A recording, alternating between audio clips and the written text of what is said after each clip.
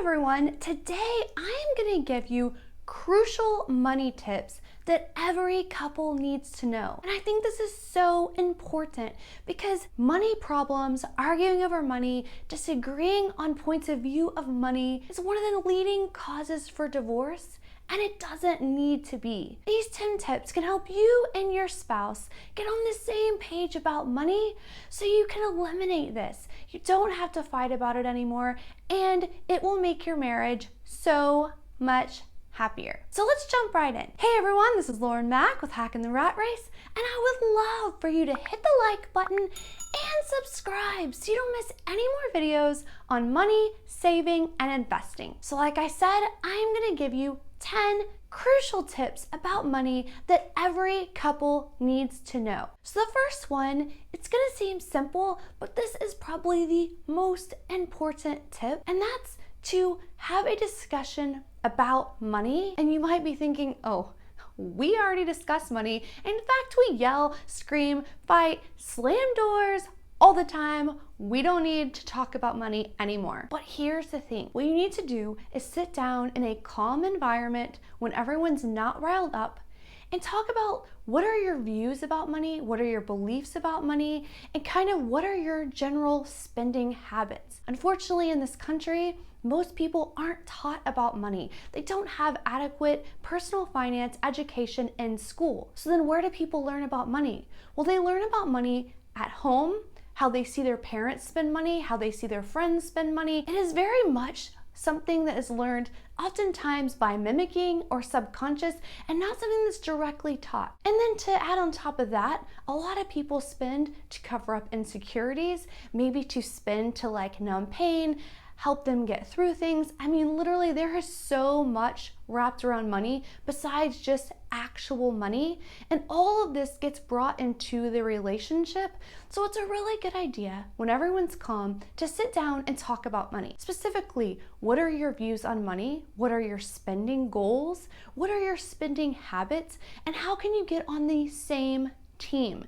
Because again, when you're in a relationship, you're on a team now. So yes, both of you are probably gonna have to make some sacrifices or maybe some compromises, not necessarily, but instead of letting it get to an escalated point, it's just really important to just have a really good, honest money discussion and see if you can't come to a middle ground. The second tip is going to be determining if you're going to have a joint account or not. And obviously there are pros and cons to both. I know a lot of people who do both, as well as I've worked with tons of people who choose both options. And here's the thing, I get it. One of the pros of not having a joint account is you can kind of do whatever you want, right? They don't know what you're doing, you don't know what they're doing.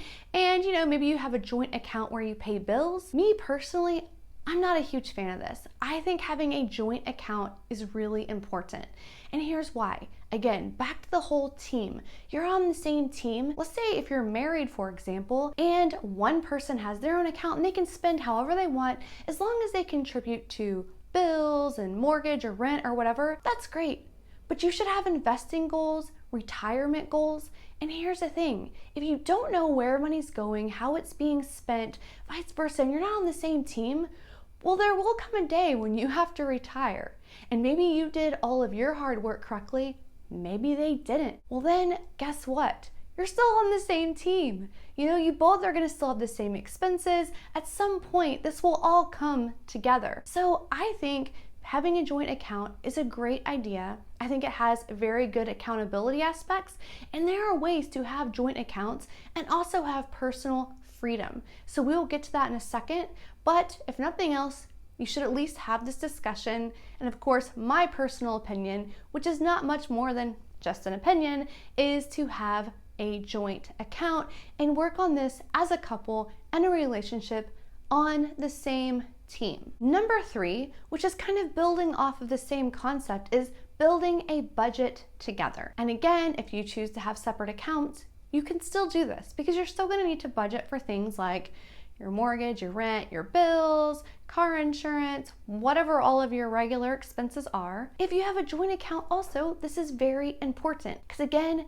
basically your budget is your financial plan. Where is your money going? Where are you looking at it? How much do you have left? And I know so many times couples don't want to budget together because again, they have those different views on money. Someone thinks you should spend more, someone thinks you should spend less, maybe in different areas. And again, I totally get it. We'll get to that in a second, but creating a budget regardless is very important. Having a budget where there is no judging, again, maybe some compromises or sacrifices have to be made, but you have to have a financial plan. Just like you have a plan for your future to some degree. What do you want to do? Where do you want to be? And your financial plan is so important. Here's the thing. If you think that you can't do this civilly because this is something that is very contentious in your relationship, then I would also recommend maybe sitting down with a third-party financial planner, which I recommend anyways, who can kind of go through this with you objectively. So if there are hot points, maybe they can give you some pointers here or there. So for example, if you get an account with Charles Schwab, and no, I'm not sponsored by them, or I'm not, I have no affiliation with them other than I just personally use them and love them, you can go get financial advice for free. You literally make an appointment, show up, and you get to meet with a financial advisor. This is probably true for Fidelity or many other companies. My point is you don't have to pay to meet with a financial advisor. And here's the thing, if you get one financial advisor at one of these companies and you're like, I don't know if we really jive or if they're really on the same page, you can just set up a meeting with another one. But literally you can go through and get a investment plan and a budget plan together. Another option is there are nonprofits that help with budgeting and getting your finances together also. I will link to both of these in the comments below so you can go and check that out if you think that's important. But again, if you can't get on the same page about money, even after trying really hard, then I would recommend using a non-biased third party to discuss this with and maybe come up with a budget plan. And also, if you have never made a budget or you're kind of wondering what's the best way, or I want a simple budget, I don't want to have to go into this huge thing, I have another video on creating a super simple budget. I'll link to it above and in the show notes below, and you can check that out. And it's just a way to create a super simple budget. But for this, you need to create it together. You both need to be in this together. So whenever you create this budget, both people need to be part of it. Even if one person is more the money person in the relationship, the non-money person still needs to have input and they still need to be part of the process. And I would even argue that in some degree, both parties should have some financial responsibilities because it just makes it easier. Number 4 is going to be creating a spending allowance for each person. And this is kind of what I was alluding to with, you could still have joint accounts. You can still have a spending allowance, and this money can come out in cash, and each person can use that much money on whatever they want.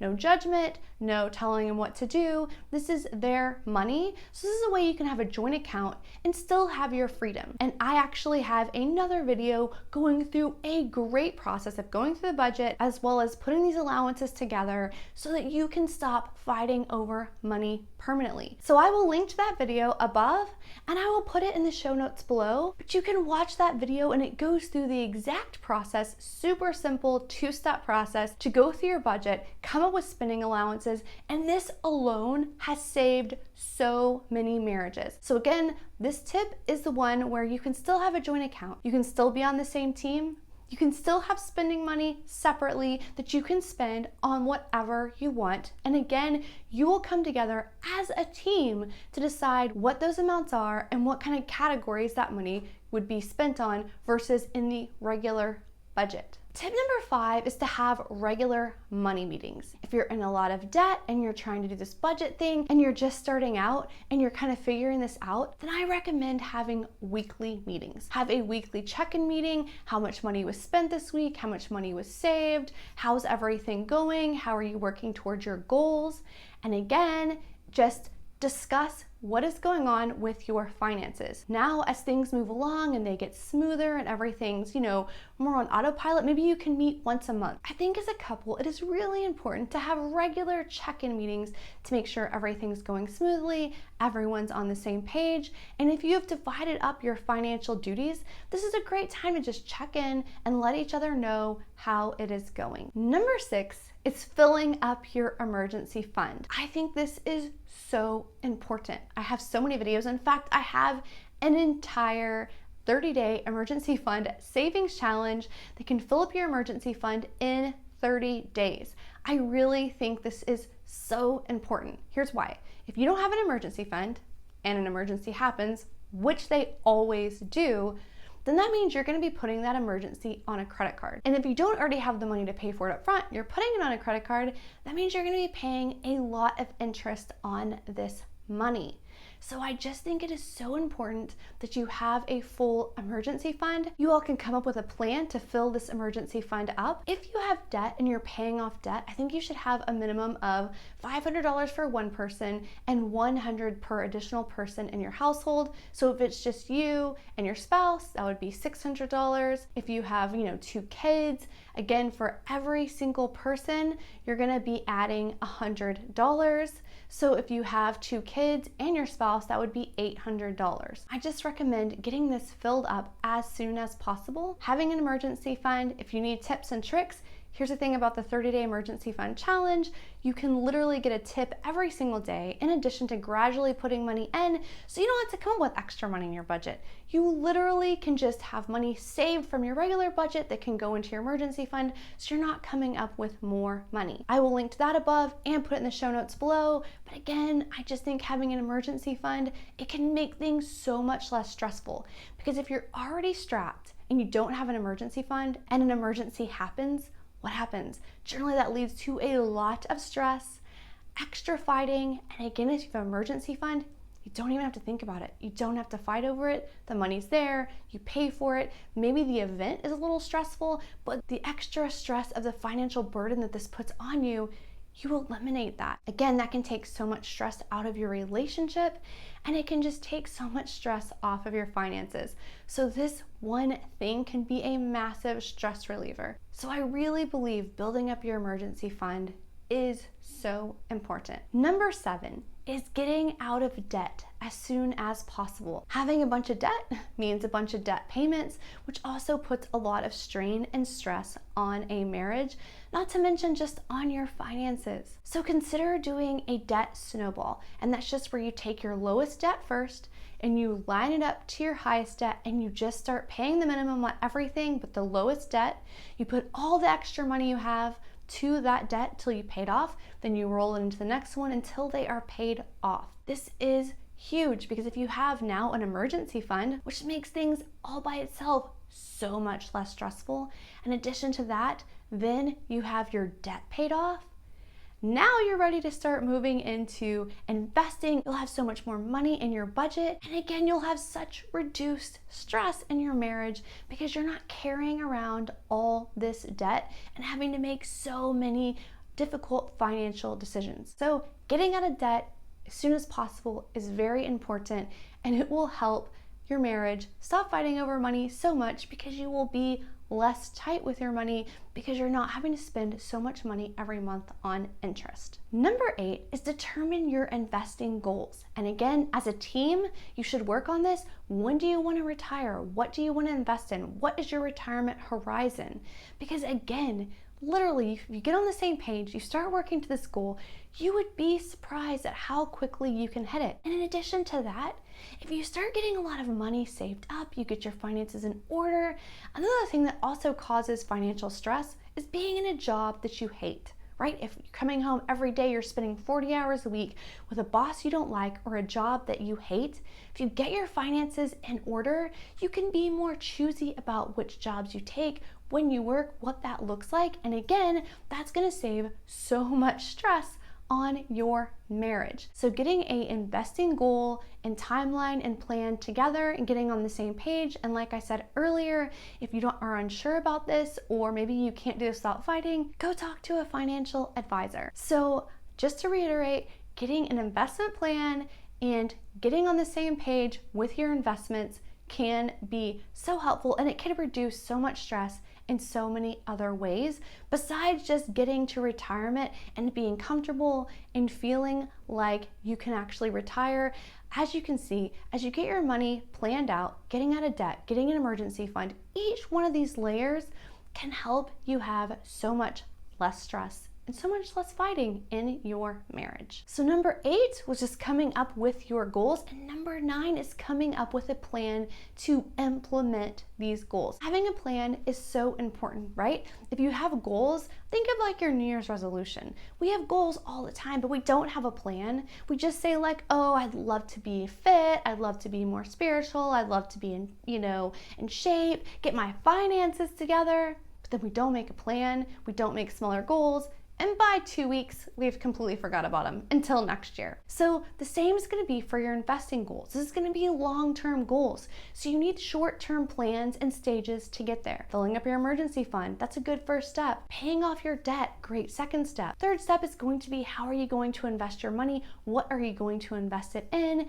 And maybe you've already spoken to your financial advisor. So now you wanna break that down into a smaller plan, maybe monthly, yearly, whatever it is, so you can check in your weekly meetings, monthly meetings, are we on track? Are we ahead? Are we behind?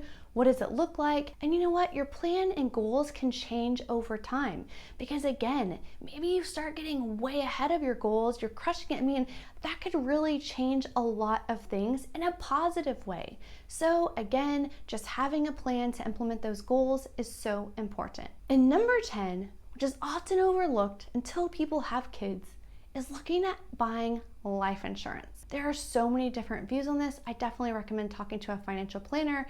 However, I don't recommend talking to a insurance sales guy, because obviously they're maybe not going to have your best interests in mind. A financial planner that is not affiliated with a life insurance company would probably be your best bet, but you could get term insurance. Dave Ramsey always says, get term insurance and invest the difference, because term insurance is way less. Other people say to get whole life insurance, which isn't term, it is a little bit more expensive. And obviously the earlier you get this in your life, the better, because it's gonna be so much cheaper. And generally it is a set price for the rest of your life. However, it is way more expensive than term, but you're gonna have it for your whole life versus just a term. So I suggest talking to a financial advisor about that. I am not a financial advisor. Myself personally, I got whole life because in the long run, and whoever is the beneficiary of that, whether it be my husband or my family, it will be an investment in them whenever my time comes.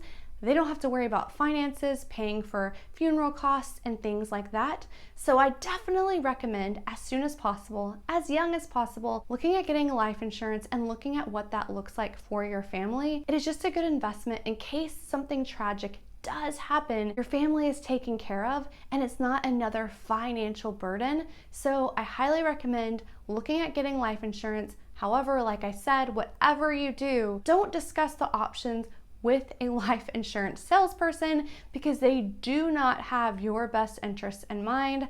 I would either research it on your own or speak to a financial advisor who is not affiliated with a life insurance company. So there you have it. 10 crucial tips that every couple need to know. And if you follow these and go step by step, it should really cut down on the amount of fighting you have in your marriage over money, and also get you and your spouse or your significant other on a great trajectory to be able to retire, be able to be financially free, financially sound, not have to be in a job that you hate, and be able to live the life that you want. Thank you so much for watching this video. I would love it if you would hit the like button. It literally costs nothing and it does so much for this channel, including push this video out to other couples who really need to know how to move forward with their marriage and stop fighting over money. And also, don't forget to subscribe so you don't miss any more videos on money, saving, and investing. Thanks again, and I look forward to seeing you in the next video.